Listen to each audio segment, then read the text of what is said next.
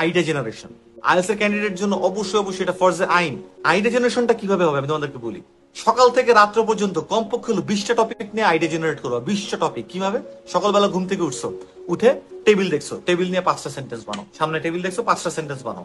So 5টা sentence যদি simple মনে হয়, হ্যাঁ, যে the table is made of wood, the table looks green বা হোয়াইট বা কিছু একটা, it has for example 2 drawers, I bought this table with $800, it's made of this kind of mahogany wood or something, যে কোনো 5টা আমি সহজ সহজ করে বলতেছি।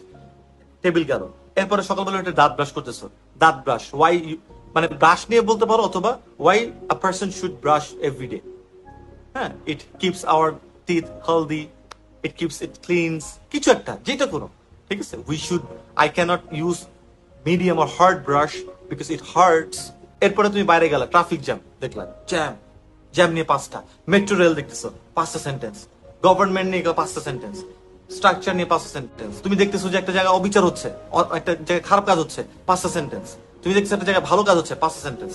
যে কোনো কিছু, আইডিয়া জেনারেশন এভরিডে 5টা করে সেন্টেন্স, সকাল থেকে সন্ধ্যা রাত্র পর্যন্ত 20টা সেন্টেন্স হবে, 20টা অ্যাটলিস্ট।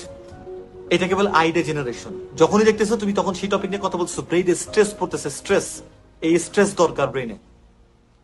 কোনো কিছু স্ট্রেস ছাড়া হয় না। যে জিম করে কি করে, ওই মাসেলটা ফুলানোর জন্য কি হয়, স্ট্রেস, প্রেশার, কষ্ট, এটা করতে হয়, এরপরে হয়।